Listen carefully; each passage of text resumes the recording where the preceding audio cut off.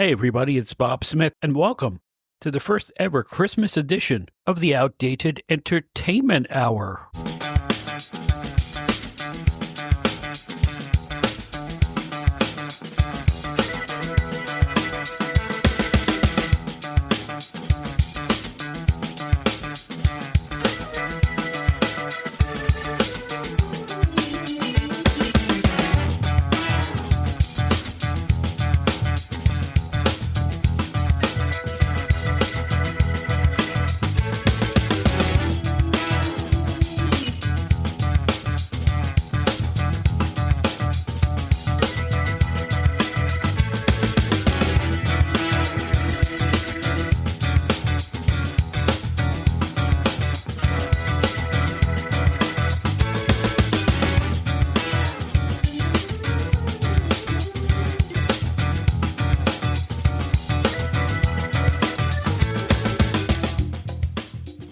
Hey, everybody, this is Bob Smith, and welcome back to the Outdated Entertainment Hour. And we want to thank you. The show's getting hotter as we go along, and that's all thanks to you, the listeners out there, who are choosing our program.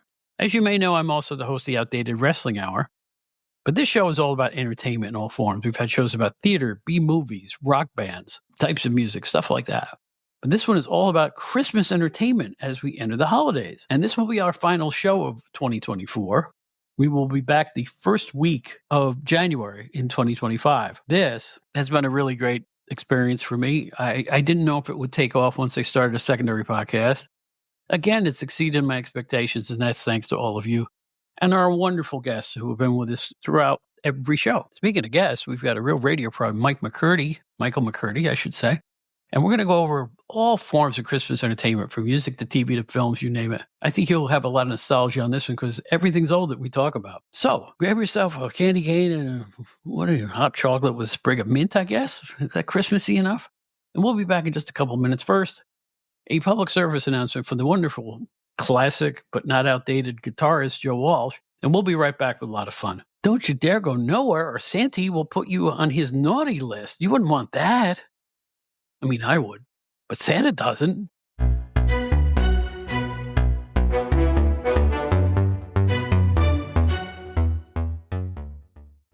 Hi, everybody. This is Joe Walsh. One thing I do when I'm not playing rock and roll is get on the air as an amateur radio operator. Also called ham radio, is a communication service provided by ordinary people just like you and me. Ham radio operators are everywhere, in your city, your area, your neighborhood, in any country you go to. We have a national emergency communication system in place, 24/7, 365, in case of natural or man-made disasters, earthquakes, tornadoes, hurricanes, floods, you name it, we're there. Find out more about amateur radio at arrl.org/whatishamradio. See you on the air.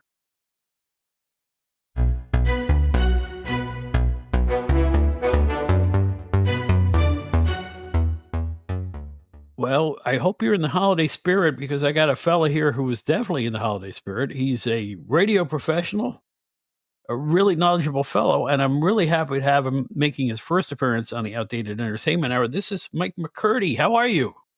I'm doing good, Bob. Thanks for having me on, man. Well, let the folks here know who you are, what you're all about, what shows you do. Just give us the entire tour of Michael McCurdy. I am the co-host of Wrestling Memories on Pioneer 90.1. You've been a guest on our show on a couple occasions. Mm-hmm. People might know me if they listen to the show as the Grizzled Vet. That's the nickname I go by. Or Grizzle Whiz, Grizzle Wheeze, whatever Glenn comes up with for me that day. I'm also the co-host of Offshoots TV, which you can find live on YouTube and on Facebook every Thursday night at 9 p.m. Central. And wrestling historian, wrestling junkie, and a Christmas guy. I'm, as I told you, and kind of what we're doing with this show, I'm a Christmas geek. I love everything Christmas. Music, movies, cartoons. Day after Halloween, man, start Christmas. Well, you may be the first wrestling fellow that I've met that goes, yay, Christmas. I mean, it just seems, in other words, you let it turn you back into a kid again, don't you? Oh, yeah, I love it. I mean, I'll even listen to some Christmas music during the year. I'll throw in like, Hallelujah or whatever by Leonard Cohen, which isn't really a Christmas song, but I think it's kind of been set up for the Christmas time, but no, I love Christmas. And now that I have kids of my own and all that, Oh man, presents, the trees, decorating, it's gotten worse since I had my kids. You say worse, but that means it's gotten better, because I'm envious of people with kids at Christmas time. I never had kids myself, and now I'm too old to even think about it. But I remember what it was like being a kid at those times, and there's a magic about it that you can't even describe. It's like, well, you tell me what it's like being a dad around Christmas time. I don't know. I get excited by the kids because, we're trying to sleep, but they're up at 7 a.m. Dad, can we open our stockings? Dad, can we open presents? Dad. And they're ready. They're excited to see what they got. And it's just fun to watch, them open their presents and see the gifts they got, whether it's off their Christmas list or, maybe dad threw in a surprise for them, and it's the excitement of it. And they love to go see Christmas lights. We'll drive around town and go look at the houses that are decorated and stuff like that. So it's kind of fun as an adult now to go back and, watch it through the eyes of the kids and kind of get to relive my childhood because I was the same way. And my mother, that's where I got it from. She brought out the Christmas tree every year. Before Thanksgiving, we had a Christmas tree up.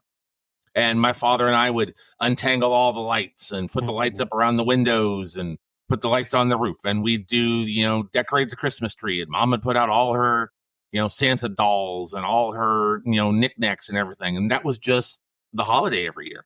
So now I get to deal with my kids, and a lot of my love for music and the movies and everything kind of came from my mother because she was a Christmas person too. She loved Christmas. Do you have a musical family where they always listening to music and stuff like that? My father played bass in a country music band, local band when I was a kid. My mom sang. She actually sang in a barbershop quartet. She was a singer. She sang. She played the organ. I grew up listening to old country music because my dad and his friends would play music at the house on the weekdays to rehearse, and I'd listen to Johnny Cash and all that stuff. Johnny Cash, Willie Nelson, Dolly Parton, all the old stuff. I grew up on that, and in respect of that too, the same with the Christmas music. My dad would sing some of the old classic. Well, maybe not sing. Father wasn't the greatest singer, but he tried. But my mom would sing like Christmas carols and things like that. So I've always been around music. And it's something that my kids are into as well. My daughter, she loves, all sorts of type of music, even some of the stuff dad listens to. So, Wow. Okay. So let us go back some years and let's start with Christmas music since we're talking about music now. What are you recommending? Is there stuff that's out there that we may not have heard of, or are you just kind of a top of the pops kind of Christmas guy? What do you think? Honestly, I listen to everything. And I don't stream. That's the weird thing about me. I don't do the streaming where I do it on Spotify with a playlist because I don't want to know what's coming up next. So I'll listen to an online radio station, or I listen to our local radio station when they do the 24/7 Christmas because I don't know what song is coming up next. That makes you a radio guy through and through. Because I used to like that too. When I was a kid that grew up on rock and roll radio, and I used to get to be ABC here in I was in upstate New York, but I used to get the New York, the famous Cousin Brucey station and all that stuff. And you never knew what they're going to play next. And that was the fun of it back then for me. It's like, or you wait for your favorite song to come on, one or the other. And you're right. You kind of know what's happening before it happens on streaming. So that's one difference between radio and streaming for sure. Yeah, I'll stream radio stations because once again, they don't put up what's coming up next, but I don't do playlists. I'm not a fan of playlists because I don't want to be like, okay, this song comes up next. Even when I'm just listening to music in general, I like to have a little surprise in my music. Yeah, I'm still a radio guy too. I'm really loyal to radio, but I also listen to it via streaming now because it's just easier, And I can listen to stations like yours, and I can listen to stations from back home. I think it's really a golden age for radio in that regard, but people just don't realize it yet. That you can, if I wanted to hear something from Minneapolis, I could just search around on, let's say, TuneIn or an app like that, and bang, there it is most of the time. Yeah, and that's what my kids do. I mean, they're into, the playlist, or they'll search for their favorite group, and then they just listen to whatever playlist is generated. They're not radio like me, but like you said, it's fun, Like even when you're in the, say you're taking a shower, you're listening to music. Oh, I love this song. Next thing you know, you're performing on stage at, Madison Square Garden because, hey, in that shower, we all sound great. Well, this is an outdated show. I want to take you back to about 1975, I would say, and I'm growing up in upstate New York. I was 3. And I had you know how old I am. So I have a little transistor radio on the side of the bathroom when I'm taking a shower, an evening shower for whatever reason. I just remember this so vividly. And I was just flipping around the AM dial on this little transistor, and I ran into the voice of Jack Reynolds, who was a wrestling announcer, but I did not know that he did a radio talk and music show in Cleveland all that time. I had no idea. And I heard Jack Reynolds talking to listeners on the radio. I went, wow. So to me, because we lived in an area where it was kind of a clear channel, we, in upstate New York, nice clear, it wasn't, our signal wasn't kind of corrupted by airplanes and stuff like that. It was just like the country. If the wind was blowing the right way, we could hear Chicago, we could hear Milwaukee. I'm not even kidding. We could hear Cleveland, we could hear Maine, we could hear, I'd say as far down as Georgia, just faintly. And, provided that those stations had strong signals, it was like magic. You never knew what you're going to hear with a pocket radio.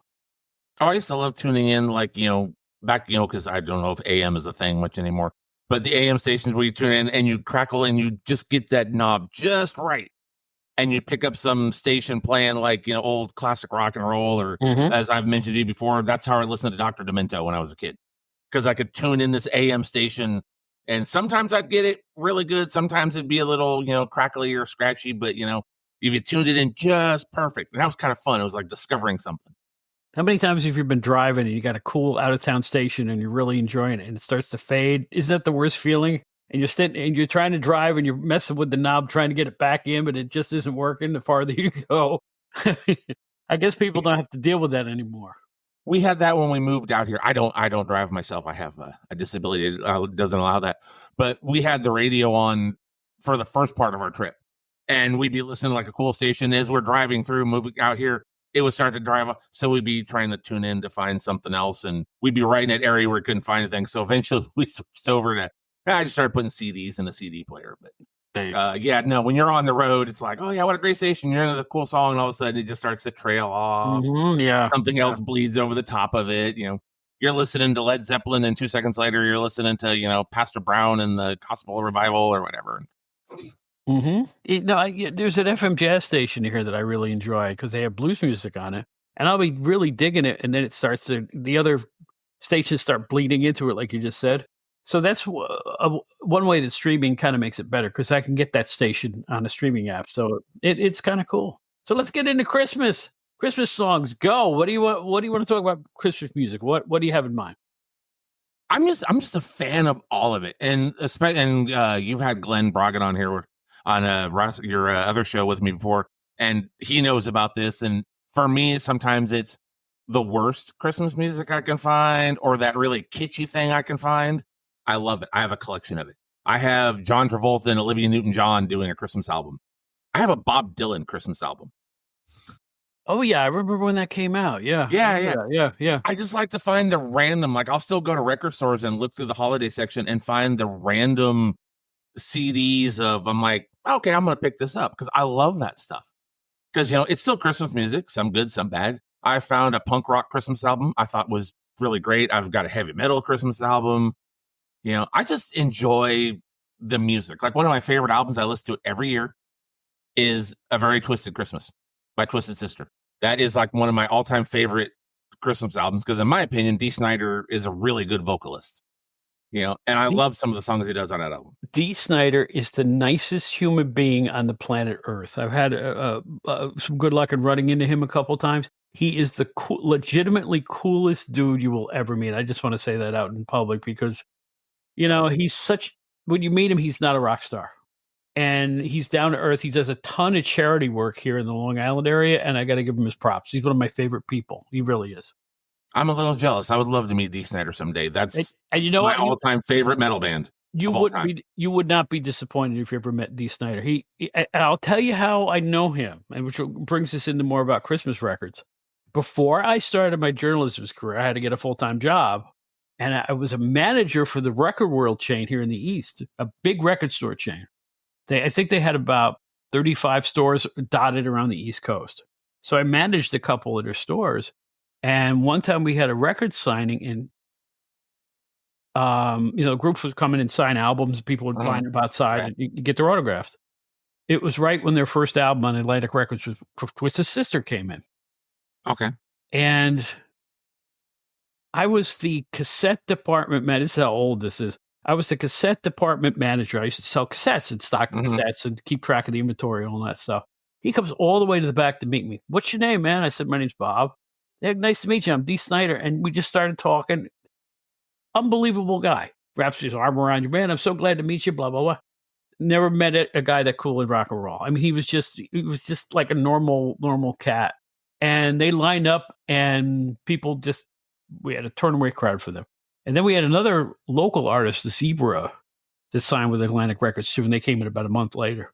There were 3 bands from our area that were popular in the Long Island area in the 80s. They all got signed by Atlantic at the same time. Zebra, Rat Race Choir, and Twisted Sister. They were all famous in that area. Just a little trivia for you. I thought you'd get a kick out of that. But no, Dee's a cool guy. And like I said, yeah, great vocalist too. So, I love their Christmas album. One of my favorite songs, and I hate people always diss on this every year because they do the worst Christmas songs of all time. I'm a big fan of the #1 worst Christmas song of all time because nobody likes Wonderful Christmas Time by Paul McCartney. You're right. I love Wonderful Christmas Time by Paul McCartney. No, you're right. You're right. You may be the person that loves that song. Oh, it gets no love. It's always the #1 most hated or worst Christmas song of all time. And I love it because it's just the little keyboard to it and the little lilt in his voice. I think it's fun because Christmas music is supposed to be fun. I don't know how you can hate a Christmas song or a Christmas cartoon or a Christmas movie. Well, here's one that was a huge hit when I was with Record World. And the trouble is when you work in a record store, you will play the same records over and over and over in the store back then. Oh, yeah. We put the 45s on and just play them. I forget the name of the artist. Grandma got run over by a reindeer. Oh my! Elmo Lord. and Patsy.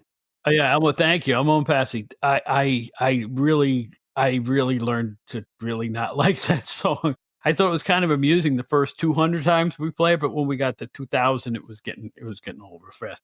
That thing still gets a lot of airplay to this day. That I imagine that's around 82, 83. It was early 80s, maybe in the 70s. But that was Elmo and Patsy. Grandma got over a reindeer. They actually made a cartoon of that. There is an animated cartoon of the song. It was a special, which is kind of weird. Yeah. Well, I think that was a Rags to Riches success story. I think that was an independent record that got picked up by CBS once it started to sell. And that's kind of cool. It's kind of a mom and pop that made it national. So that's one of the for everybody. Ones. When I hear it on the radio, it's like, oh, got to turn it up a little bit because I want to hear it at least once or twice. I'm like you, though. If I hear it every day or 2-3 times, okay, I'm going to start getting kind of tired of it. But, as long as I hear it like once a year, there's always those songs you got to hear like once a year. Oh, Grandma Got Run Over by a Reindeer. Feliz Navidad by Jose Feliciano is another one of my personal favorites. Oh, something? That's a great song. That is a really great song. I really like Feliz Navidad by Jose. That's really terrific. Yeah. Little Drummer Boy by Joan Jett and the Blackhearts. That is one a lot of people don't know about. It was off the same album I Love Rock and Roll was on. It was like the last track on the album, but she did a cover of Little Drummer Boy, and it's a rock and roll cover of it. But it's a really fun song. Now, I should have heard that because when I was with the record stores was when she took off. So I still don't think I ever heard that. Wow. Yeah, it's off the I Love Rock and Roll album. Yeah, I think it's the final track on there. But yeah, Little Drummer Boy. Wow. I once had one of her guitars. More Bob Smith trivia for you. Oh. I had a guitar that she had given up, and it was like a 3/4 size for women, I guess. It wasn't a full. I forget the brand of guitar it was, but I found it extremely hard to play. And she used big gauge strings. I found that's how she got that nice bottom end on her rock and roll chunky songs, So a little more trivia. I had one of her guitars at one point. There's a lot of trivia about you, Bob. I like it. Yeah, I've had 1,000 lives, like I said. All right, you got any more? Just talking to you has jogged my memory to back when I was 4 or 5. No, I was about 10 years old. and I used to listen to 45 RPM records. And we had a local department store named James Way. You know, you go get a pair of pants and an album. You know, that's back in those days. But we had stores like that when I was growing up. And they had these little compendium of cutout singles. You could get 10 for $1. They'd have a hole punched in the label. But you like there would be an old copy of a hit in the front, and the rest of stuff you never heard of. And I bought one of those compendiums, and one of them, now dig this, was a song called Christmas Time on one side. And I forget the name of the B-side, but I don't know which was the B-side, but listen to this. It was by Alvin and the Chipmunks and Canned Heat. Nice. Now imagine this, and I think it's still floating around somewhere in the interwebs. But it was this, you know, you hear the Chipmunks singing Christmas, Christmas. Here comes Bob Haidt, the lead singer of Canned Heat. Hold on. What are you mice doing in here? Mice? We're not mice. We're chipmunks. And it's like a comedy Christmas thing. And the B-side is Canned Heat singing Christmas Everybody, the song was called. Mm-hmm. And it's an original Christmas song by Canned Heat. And I believe it was on Liberty Records. It's the strangest, oddest Christmas record you could ever hope to find. I wish I still had it. All right, I wish I still had that. Oh, you know what? I think I downloaded it a few years ago, just as a lark, because nobody could believe there was such a thing as Alvin and the Chipmunks and Canned Heat on the same record for Christmas. What? That's the interesting thing about Alvin and the Chipmunks. Obviously, you know, we know the Christmas song. We hear that every year. David Seville, he actually licensed a lot of Christmas songs with the Chipmunks. There's a few of those. And in fact, he actually approved it and did some of the recording with Bob Rivers' Twisted Christmas albums to do Chipmunks roasting on an open fire. And he gave Bob Rivers permission, but they had to call them, Thagador, and, he couldn't say Alvin, Simon, and Theodore, but he gave Bob Rivers permission to do Chipmunks roasting on an open fire. And it's supposed to be them singing And then there's another Bob Rivers one where they're re-recording the Christmas song, and it's basically just Bob Rivers yelling at them for 10 minutes or something. Wow. But he licensed the Chipmunks out to a lot. There's a lot of holiday songs that have the Chipmunks on them because there was something the kids were into, and never heard of Canned Heat though. I'm gonna have to look that one up. Oh, Canned Heat was a Woodstock, the first Woodstock. They were. Oh, I've heard of Canned Heat. I've heard the band, but I've just never heard of a Christmas song with Canned Heat. Unbelievable! You can't imagine. This record came out a couple years after Woodstock. I mean, it's like how did this even occur? Who thought this was a good idea? Is it great? Yeah, it's great because it's weird. It's strange, and I don't mean it's bad. I just mean that it's who expects that. It's like Santana with the Archies. What? How? Who thought of this? So I always treasured knowing about that record because I used to play it for other people. They thought it was Ringo. They thought Bob Hype sounded like Ringo, but I don't know why. It's an oddity, and I love oddities like that. Well, see, so do I. And like I said, the stranger, the album or the track, I'm into it. I mean, I have a collection, like a playlist of the oddball songs that I like. I mean, I love Bob Rivers' Twisted Christmas stuff. I think the Restroom Door Said Gentleman and Walking Around in Women's Underwear. That's all fun stuff. I love Bob Rivers' Twisted Christmas. But I love the little kitschy ones you find. Like I said, Olivia Newton-John and John Travolta did a Christmas album. Bob Dylan. Oh God, who else? There's just so many, a lot of country Christmas albums. But every once in a while you find that one little weird Billy Idol. Billy Idol did a Christmas album. I don't own a physical copy of it because I've not been able to find a physical copy of it. I've heard some of the tracks on it. And it's like lounge singing Billy Idol doing Silent Night and Winter Wonderland and all this other stuff. I heard some of the Dylan stuff when it first came out. It wasn't all that long ago either, was it? No. The Dylan one's been within the last few years. It's pretty common. And like I said, they're still releasing Christmas albums. People still release them every year. I am always amazed when somebody from the rock era makes a Christmas record because back in the day, nobody would have done it. Like a few years ago, I think James Taylor made a Christmas album and other people have too. And I'm like, I never thought I'd see the day. And they're serious about it. I think it's all done very seriously. There's no mock stuff. It's all interpretations of old songs. I'll tell you one song that's not a rock artist, but kind of like a pop artist. It's really a good song, and that's Mariah Carey. All I Want for Christmas Is You is a cool song. I mean, it really is a nice tune. What do you think? I enjoy it. I love the videos you see online nowadays where people talk about, after Halloween, and you just hear the opening bells of, her song, and it's like, okay, yeah, because now it's like Mariah Carey is the sign of, Christmas is near. Oh God, because you'll see like there's a video that I love. I think it's funny.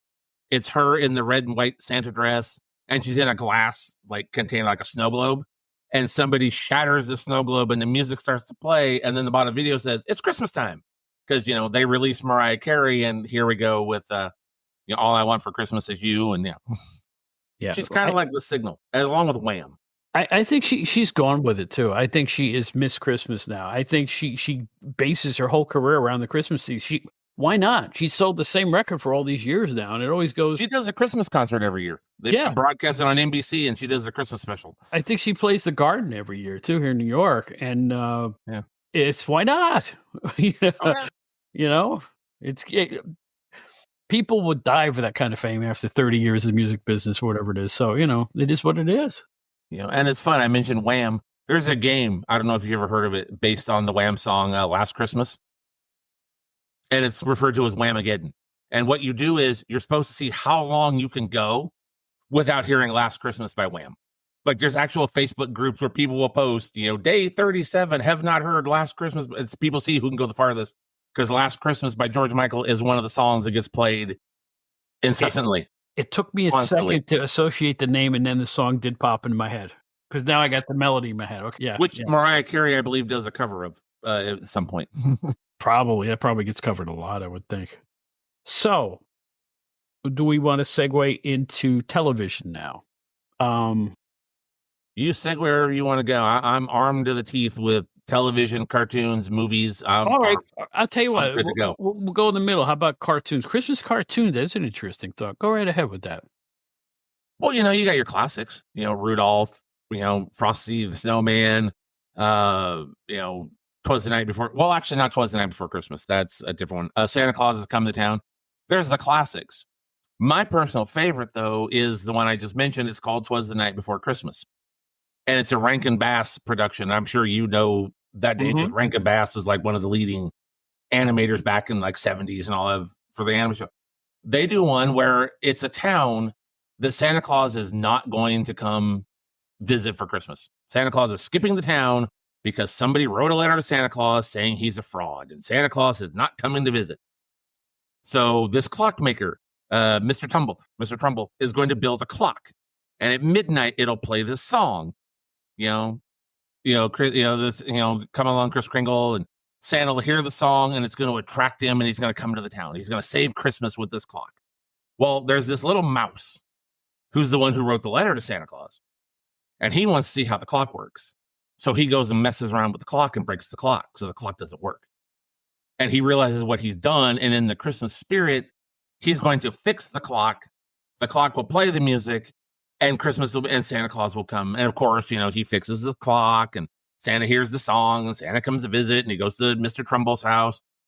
A lot of people don't know that one. It came out in like 1974. I was 2. I saw it later on but it's my favorite. I love it. I watch it every year. I've shown it to my kids, and it's like 25 minutes, but it's classic. And it's such a cute little story about, this mouse realizes I ruined Christmas. I took away Christmas. I have to save it.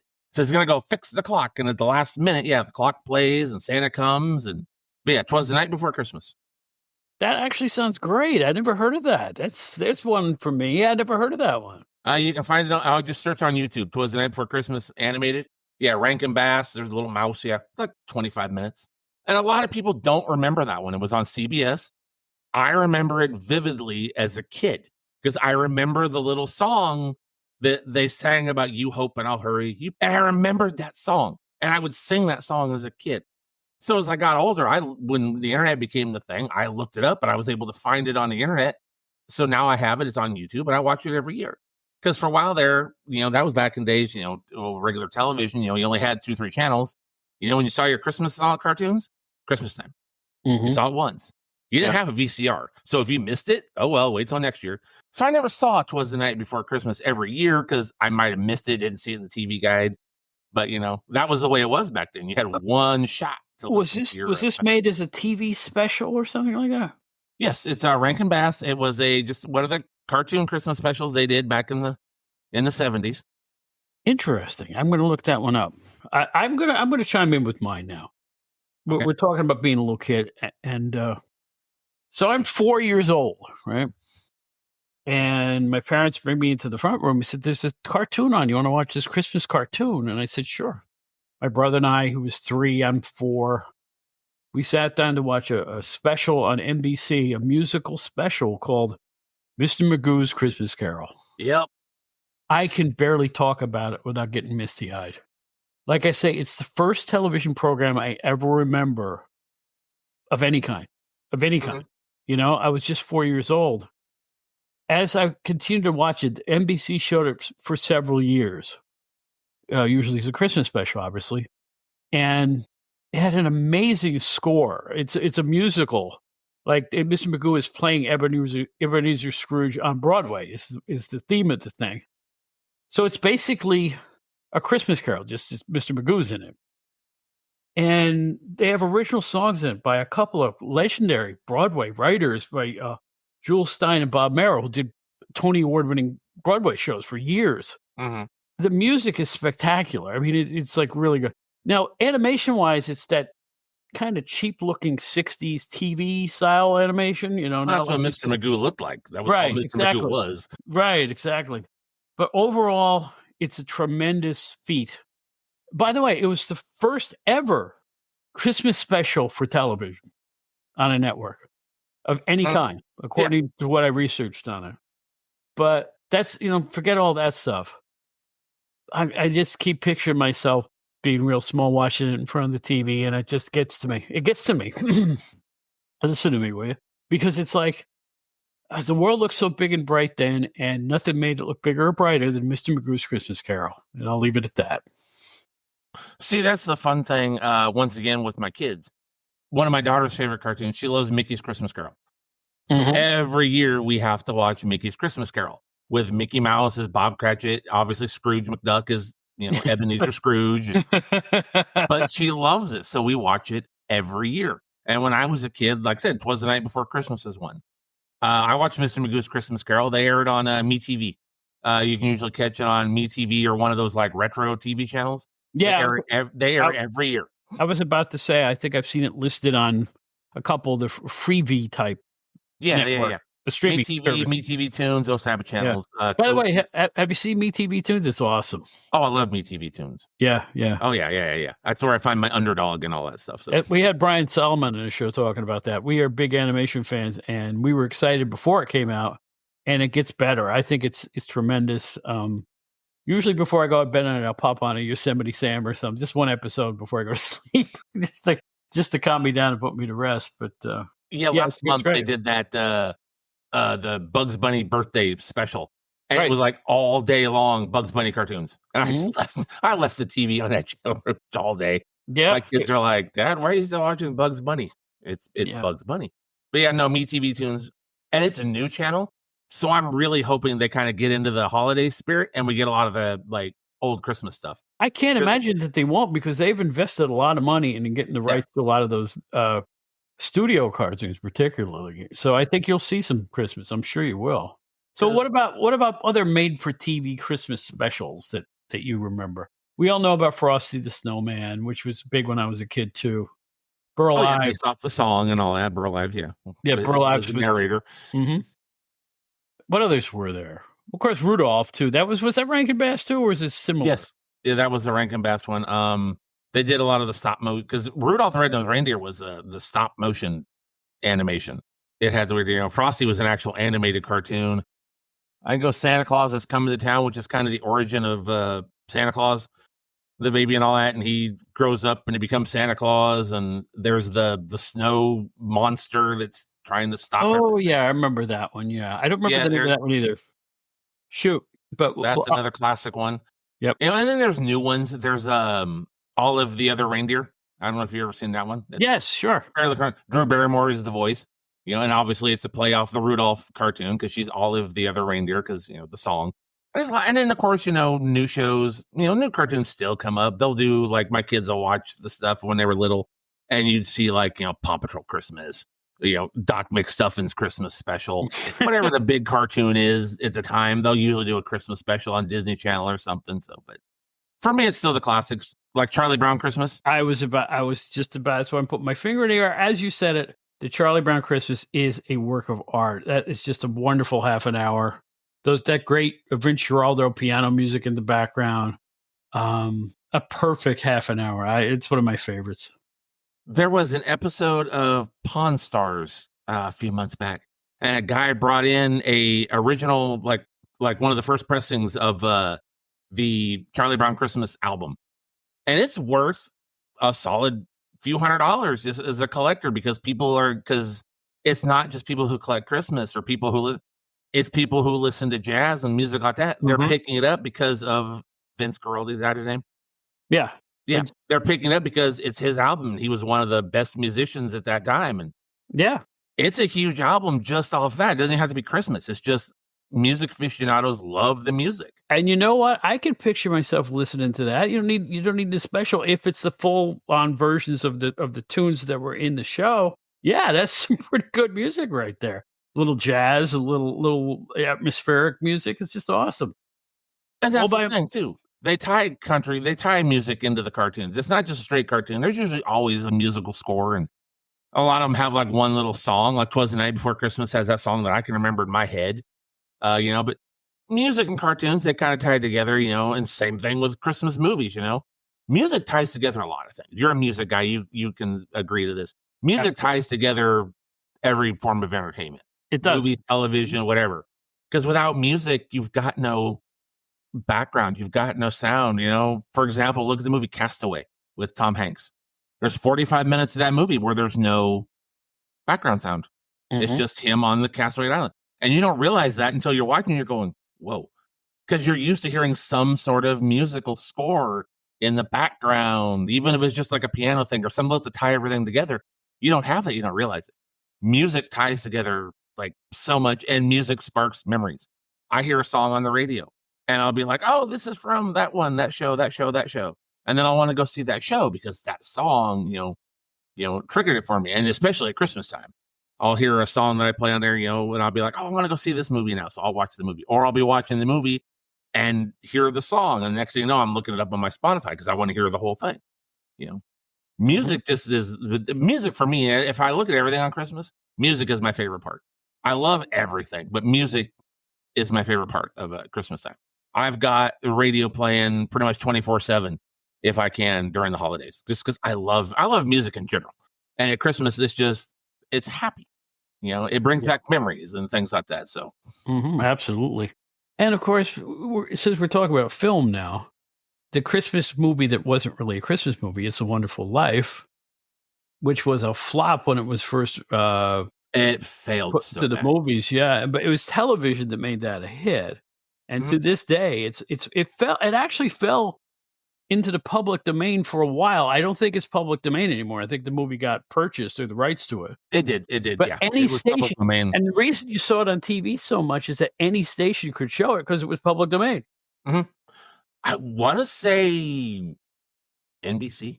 I think NBC owns it now. Yeah, I think one of the networks has it because it's a once a year type of thing, and they make a big to do about it. The annual showing, It's a Wonderful Life, and everybody watches it. I've seen it multiple times. I think my kids have watched it with me once. I could watch it all the time. I love that movie. And I'll tell you, they did a nice job. Somebody did a nice job remastering it for modern TV. It looks wonderful. Yeah, try not to get a little verklempt, a little choked up at the final scene of It's a Wonderful Life. I dare you.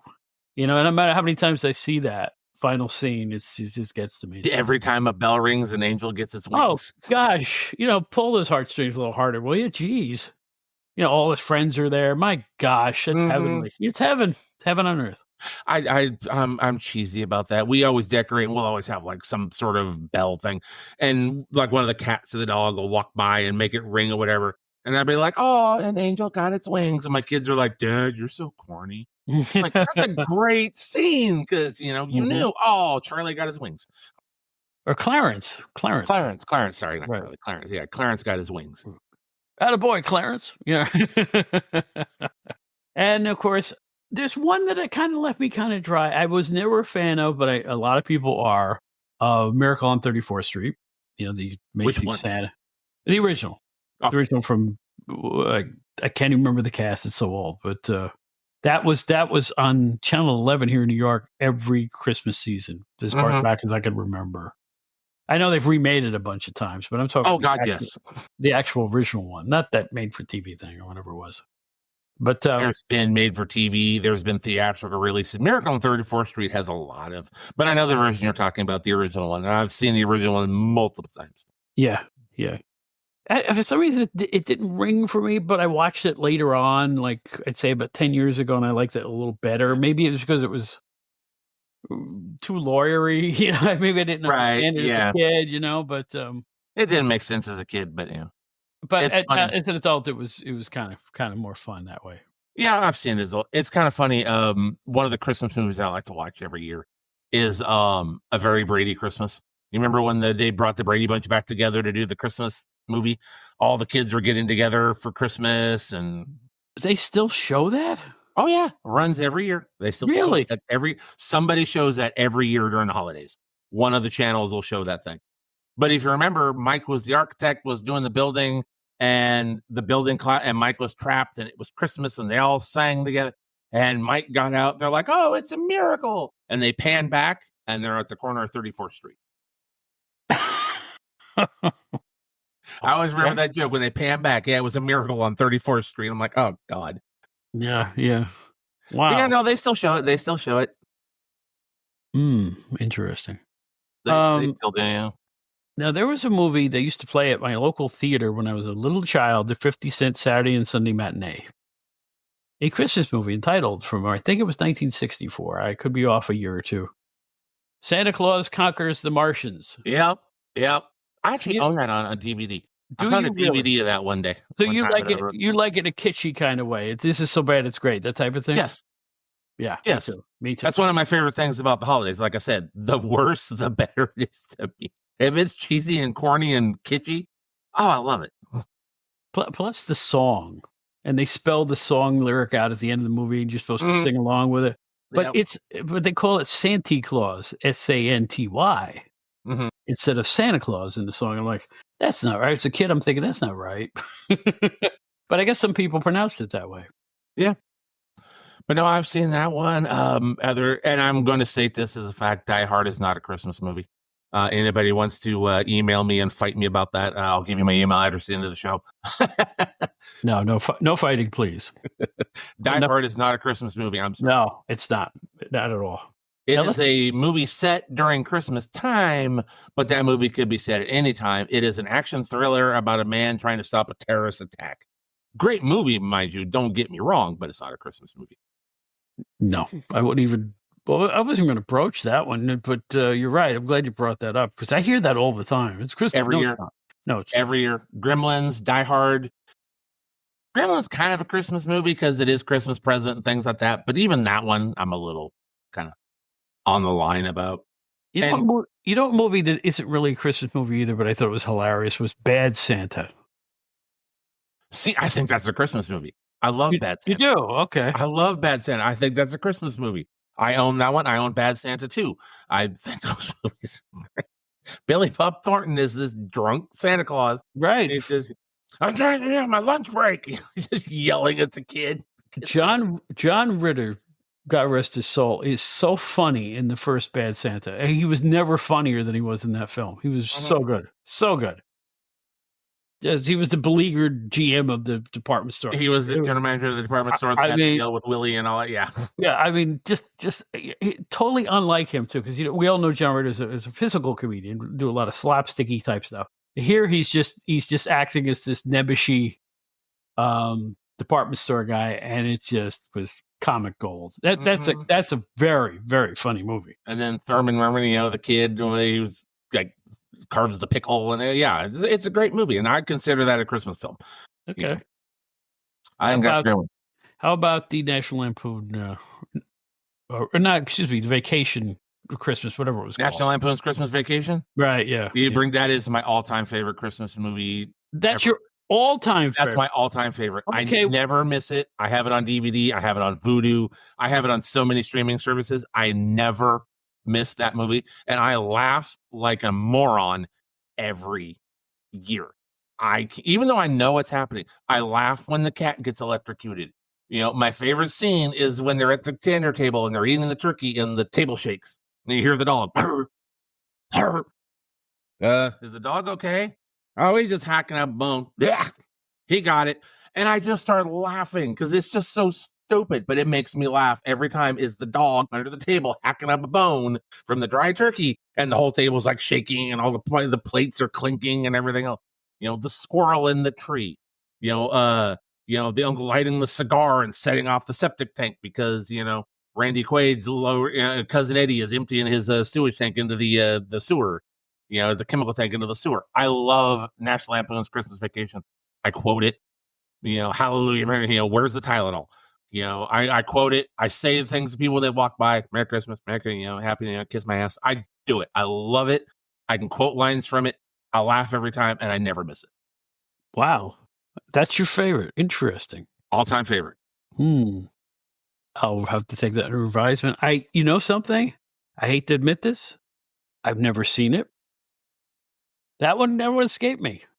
How have you never seen National Lampoon's I've Christmas never seen it. I've seen the original Vacation a million times. I never saw the Christmas one. The original one's a classic. That's a comedy classic. Oh, it is. It absolutely. Remember, the European Vacation was okay. And by the way, if you can ever read the original National Lampoon story called Vacation, I have. It's one of the most laugh out loud funny writing I have ever read in my entire life. I still have the original magazine that it came in. Unbelievably hilarious. One of the great, that was PJ O'Rourke, right? Yes. Yeah. I mean, and I love National Lampoon magazine. That was one of the magazines I used to read when I was a kid. Oh. But I'd have to sneak copies of it because at that time, National Lampoon wasn't for children. Right. Because National Lampoon would run topless photos and they would have the little not cartoons, but a comic book section. There was always topless girls in the pictures and everything. Right. But I would still sneak copies of it, maybe grab a copy. My brother might pick me up a copy. I loved National Lampoon. For the letters to the editor alone, it was, I never missed it. I loved that. Some of the classic, the TV Guide parody, the high school yearbook parody. It's all just classic stuff. I love the Lampoon. Photo Funnies. That's what it was called. Photo Funnies. That's right. Photo Funnies. That was the comic thing. And there was always they're playing strip poker. So all the girls are topless. And right. Of course. That was the appeal. Right. Couldn't see that. Shoot. Let's talk about A Christmas Story. Again, another box office bomb that became a perennial. Yes. Written primarily by Gene Shepard, the famous author. Now, here's the deal with me with The Christmas Story.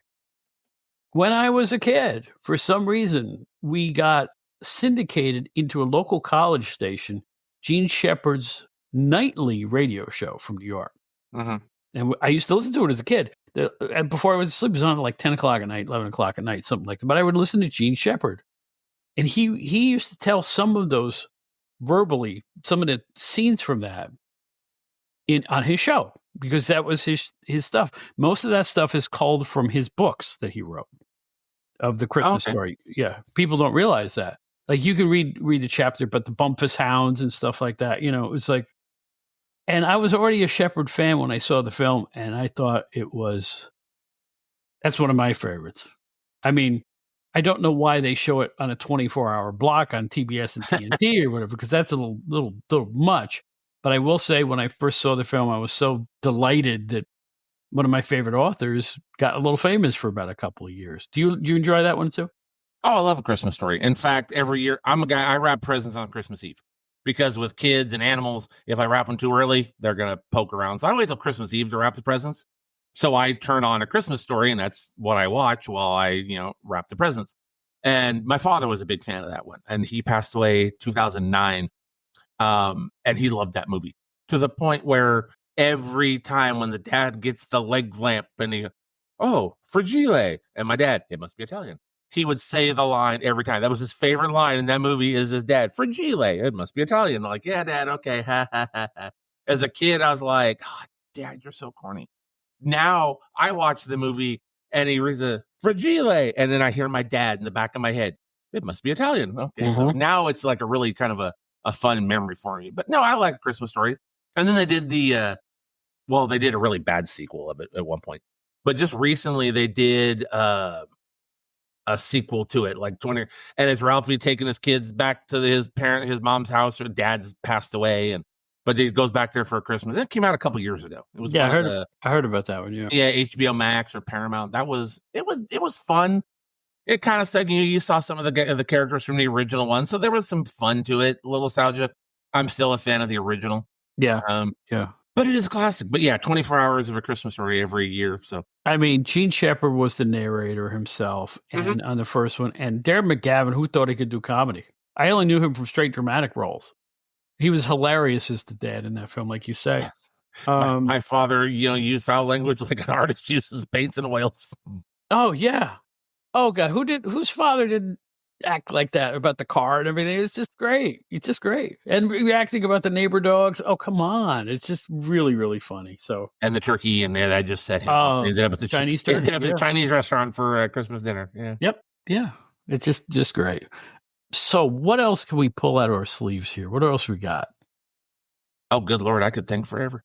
There's actually we're talking Christmas movies, and we've only touched about a few. There's so many, Elf is another. I think Elf is another Christmas classic. I think that's a movie kind of like A Christmas Story and things like that. 30 years from now, you're going to have 24 Hours of Elf. It's gonna be one of those. It's going to be a classic because I know a lot of people. They're like, no, I'm not a Will Ferrell guy, but Elf is kind of fun. Elf is magical. You're into this movie because Buddy was raised by the elves, and he goes to New York to find his father and everything. And it's just a fun story. I think Elf is destined to be a classic that we're going to see, like I said, 20 years from now. Do you remember Babe, the pig movie? My wife loves Babe. That's like one of her favorite movies. Oh, yeah. Tell me about it. And I'll tell you something else. They started showing that at Christmas for about 3 years on NBC and then stopped. I don't know why. But it wasn't really a Christmas movie, even though one scene in the film, he sings la, la, la, he starts to sing Jingle Bells. But I still think Babe is one of the great cinematic achievements. The animatronics was unbelievable in that film. I've never seen it better since. George Miller's writing, unbelievable. I'll just give that a tip of the cap because it's one of my favorite movies. Still is. What a finish. My wife loves that one. I've seen it. That'll do pig. It gets her every time. But yep. If you're an animal person, you love that movie. If you're like a dog and cat fan, so you will love Babe. We'll put it that way. I think the pet owners react to that one very strongly. Yeah, not a Christmas movie, but not really. But another movie along that line that to me, well, that's right. Oh no, I forgot about the scene where he's meticulously building a dollhouse, right, for his spoiled kid, right? Yes. It's his son's daughter, and she's whining. It's not the one I saw on television. And that the look on his face is just priceless. I mean, it's just the little social commentary running through that scene. I understand it fully. I get it. Remember, he's put together this house so beautiful. You see a scene of the house, and it looks like a house, and they pan back, and it's a house he's building with a miniature house. And she's whining about it because it's not the plastic one from TV. There's a lesson to be learned there, I am sure. Well, like I was saying, though, not a Christmas movie, but Babe kind of reminded me of this one. Another one that kind of with animals and gets me.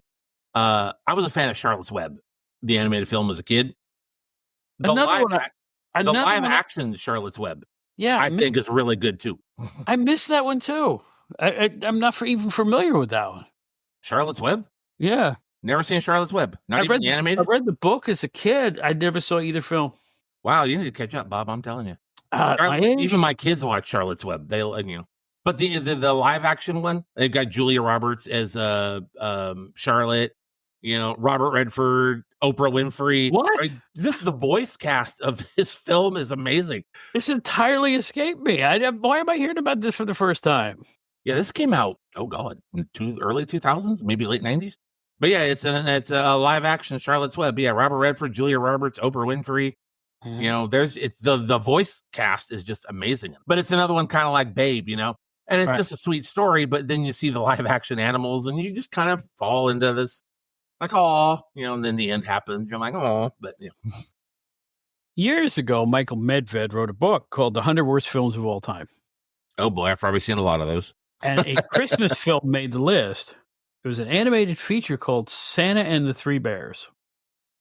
It's kind of a mishmash between Santa Claus and the story of the Three Bears. Mm. Yeah, it's really bad. I have not seen it. It's not funny. It's not cute. It kind of just lays there. Like, it's not like dreadful, but you go, why did they make this? It's like sub 1960s TV animation with virtually no story. It's like the bears are wondering why Santa didn't come to visit or something, and they get him to come to the house by the end of the thing. It just didn't work. And yeah, it didn't work very well. So I would say if you see that on your freebie, I see it listed on those freebie stations, avoid it. Avoid that one. Santa and the Three Bears. Even your kids won't like this one. Oh, now I'm going to find it. I have to see how bad this thing is. Yeah, it's pretty bad. It's from the now I have to find it. Okay, you figure these film critics, and he lists 100 films, many that you've heard of. But the fact that this thing made that list, I found it very, very interesting that he thought it was that awful. It's just, I don't know how to put it. A major studio didn't do it. I don't even remember who did do it. It's just this weird little cash in for Christmas.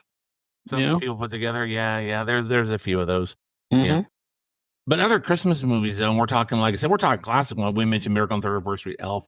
Another one that I watch every year that I'm a fan of, and you might have seen it, is called Four Christmases with Vince Vaughn and Reese Witherspoon. I haven't seen it. They're supposed to be, they're this couple, they're very kind of like, but they're supposed to be going away to like the Bahamas for the holidays, and their flight gets canceled due to the weather, so they can't go. The family sees them on the news, so now they have to go spend Christmas with the family. And every one of them has a separate family. They're all divorced, so they have to go to 4 Christmases. Her dad, her mom, his dad, his mom. His dad is this, big target. His brothers are MMA fighters, John Favreau and Tim McGraw. They play, they're MMA fighters. But it's them going to each Christmas, all 4. And it's a hilarious movie because if you've ever had to do multiple Christmases or go to Christmas at mom's house and then Christmas at, Aunt Susie's house, you've seen it, you've done it, you recognize it, and it's a great movie. It's a fun movie to watch. Interesting. Very good. Sure, he has another one out that I like. It's called Fred Claus. And I've heard that one. I love Fred Claus because he plays Santa Claus's kind of like, the bad brother or whatever. Paul Giamatti is Santa Claus, and his brother Fred comes in. Fred ends up saving Christmas, but yeah, he's Santa Claus's like kind of the brother nobody ever talks about. But those are 2 Vince Vaughn movies that at Christmas time I like to pull out and watch. They're just fun. I have to see that because I'm a big Giamatti fan, so I'm going to have to check that out. I'm a huge Paul Giamatti. I've never seen him do anything bad, so it's got to be good. Yeah. Got to be good. How do you feel about, I forget if it's Lifetime or Hallmark or which it's channel. Hallmark. I know where you're going. It's who Hallmark. show and produce. Don't they have a sub-channel where all they show is these Christmas movies all year long, or am I wrong about that? There's the Hallmark channel. There's the Hallmark movie channel. And during the year, they'll do like Christmas in July or Christmas in that's what I'm seeing. April. All right. Yeah. And they'll show them. Yeah. And it's always, Christmas in this. All right. And it's always the, well-to-do. They've gone on. They live in a big city. They're a businessman. They go back to town to visit the family for the holidays. And they're usually always single, and they she meets the guy that she had a crush on in high school, and they have the little love story. And then you find out now that he's a doctor or something, and she's like, oh, and you find out all this other, and they're cookie cutter. You can just take each individual actress and just place them in different, it doesn't matter. It's the same story. Oh, she's successful, back to town, meets the guy, this, that, then finds out this. It's always the same cookie cutter. Yeah, those are the Hallmark ones. Those are playing now, actually. Yes. And every year they bring out more. Every year there's like new ones. I think this year they have like 20 new Hallmark Christmas movies on top of the Hallmark Christmas classics that we've never seen. But here's the thing. I use Hulu streaming service. It's called Hulu Plus Live TV. I use that as my TV now because you get every station on that. And I'm flipping through and those stations come up. I don't care what time of year it is. I see Christmas movies listed. Like, what the? I can't wrap my mind about, and it's the middle of June and they're showing, A Romantic Hawaiian Christmas is the name of the film. One of those things. Yeah, like, that's the Hallmark movie channel. What in the world? How much Christmas can you take? Well, you, I think, could take it all year long, couldn't you? I will watch a couple of them, maybe. If it's on, I might flip on. I stay away from the Hallmark ones. I think the corniest, well, not corniest, but the most Hallmark movie that I've watched, and this is a funny story, totally by accident. Have you ever heard the song "The Christmas Shoes"? Yes. My new song. Yes. Too often. Yes. Yes. There is a movie. Okay. Of the Christmas Shoes. There's this. It's the movie with Rob Lowe's in it, and it's the whole story. I like that movie. I ended up. I was on the line with a friend of mine one time talking, and it was on in the background. So I was watching it, going, "What is this? Christmas Shoes?" Okay. Oh. He just wants his mommy to look nice for if she meets Jesus. Oh, and it got to me. And I listened to the song, and the song is corny, but I still, it gets me. But I would say the Christmas Shoes is probably the closest to the Hallmark type movies, sentimental, whatever that I'm going to get. But I like the Christmas Shoes. Hey, that's fine. You're a Christmas guy. You're obviously a Christmas guy. So let me ask you, we've gone an hour. What are you guys doing this Christmas? You got any special plans or anything like that? We do the same thing. We're kind of the same every year. Obviously, presents for the kids.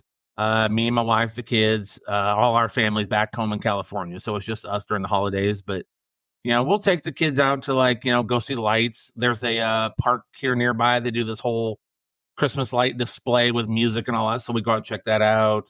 We'll probably go to Santa Square, which is this kind of upscale mall. And they have this 20-foot tall Christmas tree that they decorate every year. The thing is absolutely amazing. Mm-hmm. So we do stuff like that. We go see the Christmas lights, and of course we'll watch, the movies and the cartoons. And while we're driving around looking at the lights, I'll tune in the Christmas station. But we kind of do the typical things. The one thing I always stay away from every year, though, and we did mention this because it's a genre that I'm not a fan of at all, are the Christmas horror movies that people have come up with. Yeah, that's all right. Silent Night, Deadly Night, stuff like that. I'll watch them. I don't watch them at Christmas. Those are not. That's a weird genre that I've never understood. They'll make a horror movie about anything awful. It's just pretty horror. But yeah, we're a typical kind of just normal thing. And I'll decorate. I'll get a little tree and we'll put it up and decorate the apartment a little bit, stuff like that. And, there you go. Yeah, nice. Yeah, I'm lucky that I live near Long Island, and I got to tell you, those Long Islanders, nobody takes their Christmas lights in front of their houses more seriously than Long Island residents do. It's unbelievable here now. We go driving in Nassau County here in the Long Island area, and let me tell you, it's like going to one of those. Nowadays, they have these Christmas lights things that you can drive through. It's like a tunnel, and they set them up, and you have to pay to see it. It's just as good to drive around the local streets and see what some people do. It's phenomenal. And it's not. I'm not even talking about those blow up Santas they have now and the blow up snowmen and all that stuff. These people come up with the most elaborate Christmas house stuff I have ever seen in my life. It's like they must spend thousands of dollars. Yeah, it's probably we'll beat the neighbors this year. That type of thing. And it's amazing how Christmas lights are now. It's not just. We used to just throw a few of the same bulb lights around the windows and the door frames, and that was our Christmas lights when I was a kid. Now. They would laugh at us for doing that. Did you pull them out of the box? The box? Yeah. We saved them. We saved them from year to year. An hour, unknotting all the lights, and you find one bulb was missing, so you got to test every one of them. Yeah, we saved them from what I did as a kid. Year. Yeah, sure. Yeah, every year. Yeah. Christmas tree too. We use the lights all the time. Yeah. There's I forget who they might be in New York actually, but they put up a video on TikTok every year or social media every year. They decorate their house, but they set it to a music every year. Like one year they did Darth Vader, the Imperial March from Star Wars. They've done Ghostbusters, but they'll do different music, and the lights are set to music. And then they'll videotape the house, and then they air it. And people go to their YouTube channel every year because they've done this every year for, I think it's been going on about 10 years now. But everybody goes to their YouTube channel because this guy does this every year where everything is set to music. Well, I can't imagine the lights, but having to set it to music to make sure everything's timed perfectly. These light shows are a cottage industry now, I think. And, I'm going to say this, I think, because I'm not sure. One of the major entertainment promoters, it might be Live Nation, runs one, I think, at Jones Beach every year. One of those ones that you drive your car through and spend $30 to look at it. I mean, that's how big Christmas lights have gotten in recent years. Yeah, It's but you don't have to you do know that. what? What's that? You don't have to do that though. I can drive No, I around don't my think- neighborhoods around here for free and see some great lights. Oh yeah, that's what I'm saying. Yeah, I mean, some businesses still go bananas with the Christmas lights. These big businesses with the big bushes and everything out in front, gorgeous. I mean, it's like, well, my family loves them, so I got to do it. I have to do it. Yeah. See, I'm kind of jealous. You living in New York and all that, because I've only seen Christmas in New York on TV. Don't be jealous. Don't be jealous. I'm talking the holiday time. I've only seen Christmas in New York on the movies and on TV. I would love to be able to go there once just to kind of experience all the lights and all the decoration and that type of stuff. Because holidays, you don't want to get into traffic here in the New York area. It's never been this bad. It is so bad. And here's another thing about the New York and Long Island areas now. Let's say you're low on milk. You go and run to the corner store and just grab a quart of milk and come home. It's going to take you 2 hours here. I am telling you, I've never seen it this bad. It's since the pandemic. Traffic in the New York metro area is just off the charts. Okay, I wouldn't enjoy that, but I would love. No, you wouldn't enjoy it. That's right. I would love to see the Christmas stuff because I've only seen it on TV and it just looks fascinating to me. And I'm also kind of one of those guys. A wish list of mine would probably never happen, but it's a bucket list thing. I want to be in Times Square on New Year's Eve just once. I might regret my decision once I got there, but I want to do it at least. I want to do it once. It's kind of like a bucket list thing. I can see that because I've only seen it on TV. I haven't done the New Year's Eve drop, but I have done the tree several times. Yeah, several times. I just want to see that because I've never had a chance. That's why I like living out here in Fort Worth now. It's a big city, so the first year we were out here, I got to go to Sundance Square and see the big trees and lit up. We didn't have that stuff back home where I'm from, so for me, I was just like, I took so many pictures. I was a tourist because I'd only been living here like 6 months by that time, but.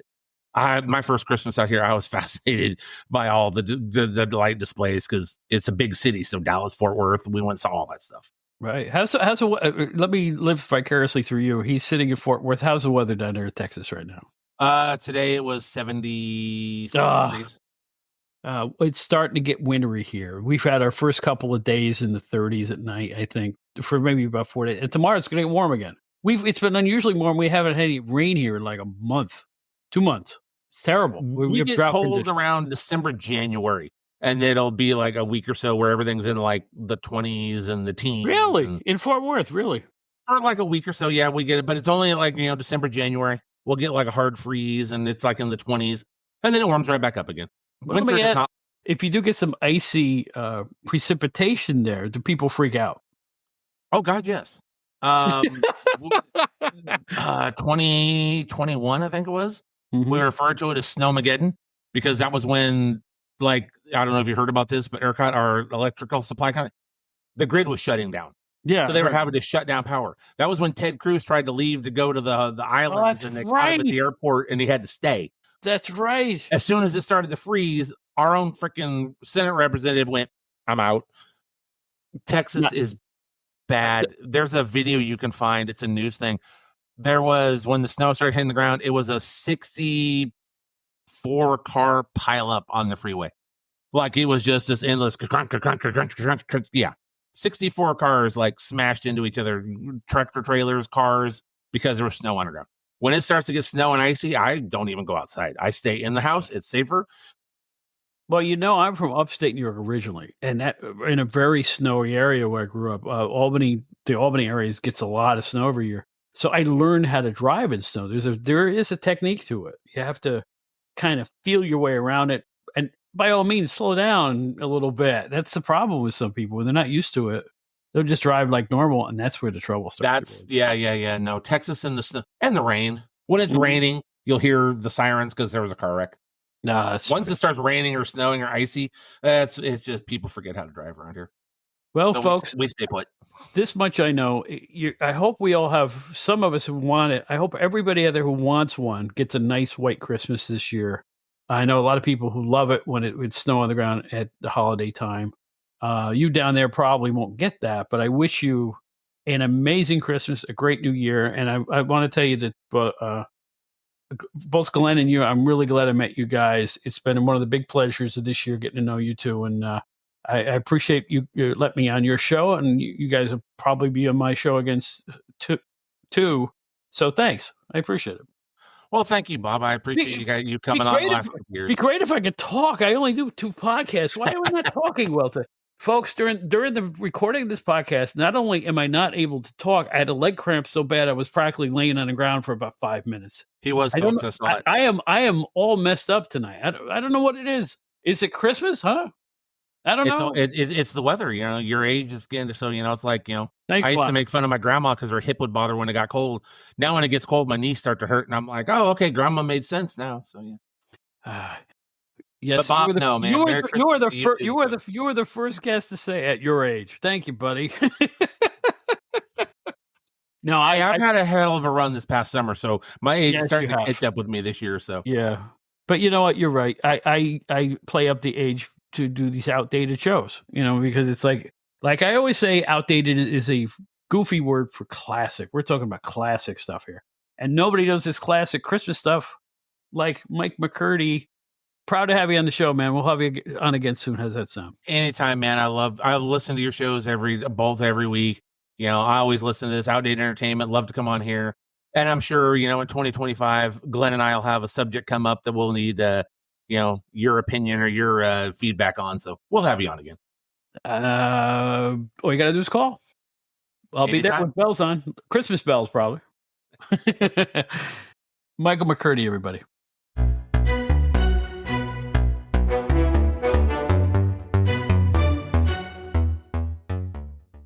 Okie doke. As we mentioned earlier on the show, this is our last show, but we will be back January 1st, right on New Year's Day, our usual Wednesday release date. And we will continue on every 2 weeks with occasional, you know, holiday week off or something like that. But Wednesday's the day for the Outdated Entertainment Hour. Write to us at outdatedent@gmail.com. outdatedentertainmenthour.buzzsprout.com is our website. We can find all of our episodes in one easy to find place. We can be heard all over the podcast world. If it's a famous app, it's probably on there. Although I'm noticing there's less apps all the time. 3 apps have closed from our last episode to this one in podcasting. Samsung News is the latest one, just to say bye-bye. And a lot of other podcast-related companies have said bye-bye. For a healthy industry, I don't know what to make out of all this. All right. January 1st is our next episode. We'll have something special for you then, too. Find me on Facebook. You can find Outdated Bob on Blue Sky and Threads. We're also on X and Instagram. So just look for us all over there, please. Just look for me, Outdated Bob. I think my official name is in most places, but I'm also known as Bob Smith in other places. Just check it out. You'll find me. Facebook is my main jam. I will say that. Most of our more explanatory statements are on Facebook when it comes to the podcast. So that's the place to find us best. There's a lot of entertainment out there. We want to thank everybody for our successful first year. We'll be back in 2025, right after the bell rings. In fact, you know, the episodes come out at midnight. So the second it's 2025, we'll have a new episode of the Entertainment Hour. How do you like that, huh? Prescient, as they say. So I need about enough of my yakking. My name is Bob Smith. As Ringo Starr says, particularly in 2025, we need it more than ever. Peace and love, everybody. I'm doing a peace symbol with my hand as an old hippie, but you can't see it, unfortunately.